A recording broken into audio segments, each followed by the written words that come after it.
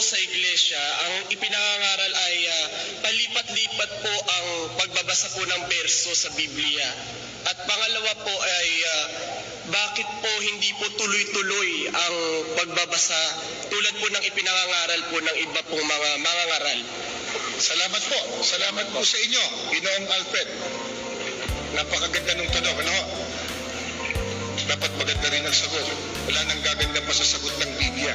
Ang tanong niya, dalawa po. Bakit daw po sa pagbasa naming mga ministro ng Biblia, palipat-lipat daw ng verses, ng verso, talata, kalawa, ba't hindi daw po tuloy-tuloy?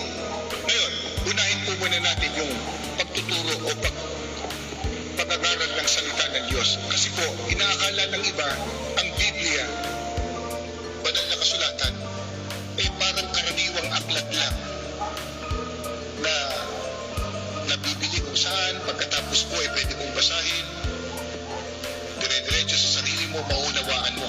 Ano po ba ang katangian at kaibahan ng Biblia, mga salita ng Diyos na nakasulat sa Biblia? Mabuti liwanatin po muna natin yan. Sa Roma 16:25 po, ito po ang turo ng mga apostol. Pakinggan po ninyo, babasahin ko po.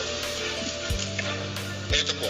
At ngayon sa Kanya na makapangyarihan na sa inyo'y makapagpapatibay ayon sa aking ebanghelyo at sa pangangaral ni Jesucristo ayon sa pahayag na hiwaga na natago sa katahimikan ng panahong walang hanggan. Ang salita ng Diyos, yun din po ang ebanghelyo ng ating Panginoong Jesucristo. Ang sabi po, nakatago, itinago na sa hiwaga pa. Kaya hindi po ito pangkaraniwang aklat na basahin mo lang sa sarili mo, maiintindihan mo na. Ano po sabi ng Biblia? Sabi ng mga apostol, ang salita ng Diyos o ebanghelyo nakatago sa hiwaga, inilihim sa hiwaga. Paano mo maiintindihan? Paano mo mauunawa? Nakalihim pala sa hiwaga. Biblia rin po sasagot. Marcos 4:11. Tuloy po natin sa talatang 12. Ganito po ang turo ng ating Panginoong Jesucristo. At sinabi niya sa kanila, sa inyo ay ipinagkaloob ang makaalam ng hiwaga ng kaharian ng Diyos. Datapot sa kanilang mga nangasalabas, ang lahat ng mga bagay ay ginagawa sa pamamagitan ng mga talinghaga upang kung magsitingin sila'y mga kakita at huwag mamalas at kung mga kinig sila'y mga karinig at huwag mga kaunawa, baka sakaling sila'y managbalik loob at patawarin sila. Nakalihim pala sa hiwaga ang salita ng Diyos na nakasulat sa Biblia. Paano po ito mauunawa ng tao? Ang sabi po, ipinagkaloob sa kanila ang makaalam ng hiwaga. Ipinagkakaloob po. Pero kanino po ipinagkakaloob? Kanino po ipinagkakatiwala yung pagkaalam ng salita ng Diyos na nakalihim sa hiwaga? Ikalawang Korinto po, 5:18. Ituloy po natin sa talatang 20. Ganito po ang pahayag ng mga apostol. Pakinggan ninyo. Datapot ang lahat ng mga bagay ay pawang sa Diyos, na pinakipagkasundo tayo sa Kanya rin sa pamamagitan ni Kristo at ibinigay sa amin ang ministeryo sa pagkakasundo, sa makatwid bagay na ang Diyos kay Kristo ay pinakipagkasundo ang sanlibutan sa Kanya rin, na hindi ibinibilang sa kanila ang kanilang mga kasalanan at ipinagkatiwala sa amin ang salita ng pagkakasundo. Kami nga'y mga sugo sa pangalan ni Kristo na waring namamanhikan Diyos sa pamamagitan namin. Kayo'y pinamamanhikan namin sa pangalan ni Kristo na kayo'y makipagkasundo sa Diyos. Kanino po ipinagkaloob o ipinagkatiwala ang makaalam ng salita ng Diyos na nakalihim sa hiwaga? Sa mga tunay na sugo ng Diyos. Ang nagsasalita dito si Apostol Pablo. Ano sabi niya? Ipinagkatiwala sa amin yung ministeryo at salita ng pagkakasundo. Alin po yung salita ng pagkakasundo? Yan din po ang aral ng Diyos. Bakit sinabing salita ng pagkakasundo? May dapat pa pagkasunduin.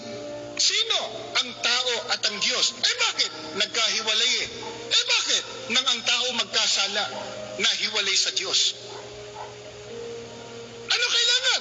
Ipakipagkasundo ang tao sa Diyos. Pero paano? May magtuturo ng salita ng pagkakasundo o salita ng Diyos na nakasulat sa Biblia. Sinong magtuturo? Ipinagkatiwala sa amin, sabi po, ang salita ng pagkakasundo. Sino? Kami nga'y mga sugo sa pangalan ni Kristo. Kaya hindi po lahat, hindi kahit sino, hindi kumuha ka ng Biblia. Pwede na. Ay, hindi ho. Yung iba na bilanggulang, nagbasa ng Biblia sa bilangguan, paglabas, nangangaral na. Hindi ganon. Nakalihim sa hiwaga yan. Paano malalaman? Kaloob. Kanino? Sa mga tunay na sugo ng Diyos. Kaya, pag hindi po tunay na sugo ng Diyos, may karapatan bang mangaral ng salita ng Diyos? Roma 10:15 po. Pakinggan po ninyo. At paano silang magsisipangaral kung hindi sila mga sinugo? Tanong ni Apostol Pablo, naroon na sagot. Obvious ang sagot. Ano sa tanong ni Apostol Pablo? Paano silang mangangaral? Hindi naman sila sugo. Ano katupas? Pag hindi po sugo ng Panginoon Diyos, walang karapatang mangaral. Paano kung mangahas mangaral? Hindi naman pala sugo. Pag-aralan man ang pag-aralan, makakarating ba sa pagkaunawa ng katotohanan? Ikalawang Timoteo, Kapitulo 3, ang talata po ay 7, na laging nagsisipag-aral, lagi. At kailanpaman ay hindi nakararating sa pagkaalam ng katotohanan. Paano po kung hindi tunay na sugo ng Diyos? Kung mangahas mangaral, mangahas pag-aralan sa kanyang sarili, itong Biblia, makakarating ba siya sa pagkaalam ng katotohanan? Ang sabi ni Apostol Pablo, laging nag-aaral, ngunit kailanpaman hindi nakarating sa pagkaalam ng katotohanan. Ano po katunayan? Mga kaibigan, mga kababayan at mga panauhin, sa Biblia po, ang pangalan ng tunay na iglesia nakasulat po sa Biblia. Ano po? Binasa kanina, Roma 16:16, Gawa 20:28, Iglesia ni Cristo. Pero bakit kung mangaral? Iglesia Katolika. Saan mo mababasa yun? Anong kapitulo? Anong versikulo? Ang pangalan ng tunay na iglesia, Iglesia ni Cristo, nasa Biblia. Ba't nung mangaral? Protestante. Saan mo mababasa sa Biblia yung protestante? Ba't nung mangaral? Baptista, Metodista, Episkopal, at kung ano-ano pa. Wala naman sa Biblia. Pero Biblia hawak. Biblia binasa. Nagsunog ng kilay. Baka hindi lang pati kilay ang nasunog, pati bumbunan nasunog sa pag-aaral. Pero ba't nung magturo? Iba. Sabi ni Kristo, kaloob ang makaalam niya. Kanino? Sa mga sugo. Ano sabi ng Apostol Pablo na isa sa mga sugo ng Diyos? Paano ka mangangaral kung hindi ka sugo? Kung mangahas, mag-aral man ng mag-aral, hindi makararating sa pagkaalam ng katotohanan. Ngayon, puntahan po natin, paano po kung magturo ang mga tunay na sugo ng Diyos? Ito po, sa unang Korinto, sa Kapitulo 2, ang talata po ay 13. Pakinggan po ninyo itong babasahin ko.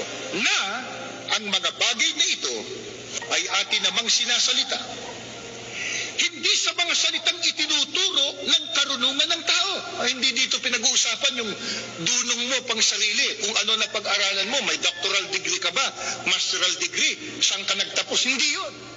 Ano sabi? Uulitin ko po.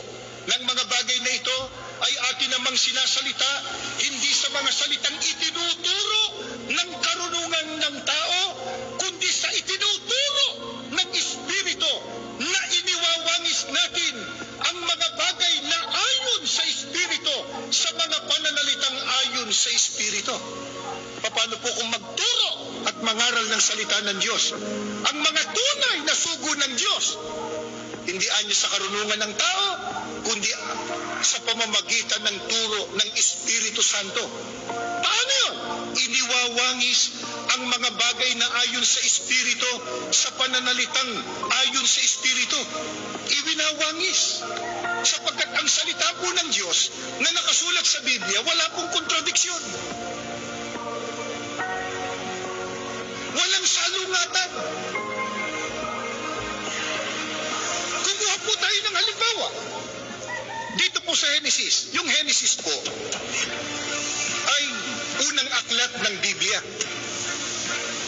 Babasahin ko po sa Genesis yung 3:1. Ito po.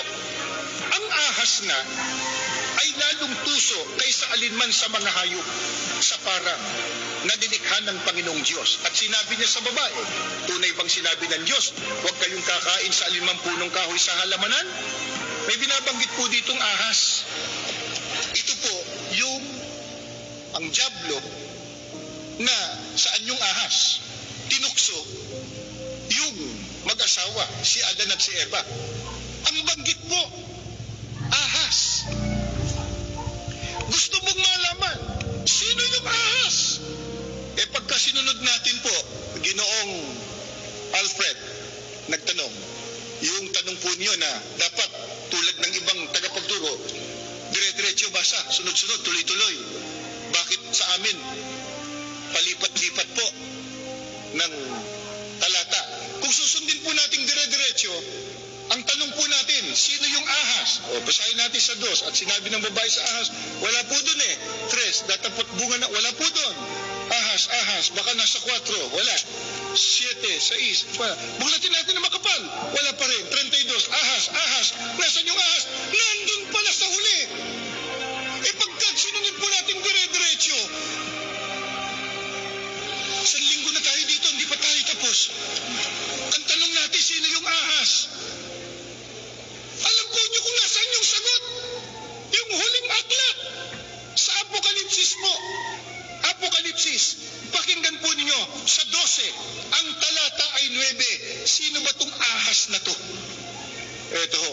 At inihagis ang malaking dragon, ang matandang ahas, ang tinatawag na Diablo at Satanas, ang dumadaya sa buong sanglibutan. Nandun po sa huli. Bakit? Tandaan natin, iniwawangis ang mga pananalitang ayon sa Espiritu.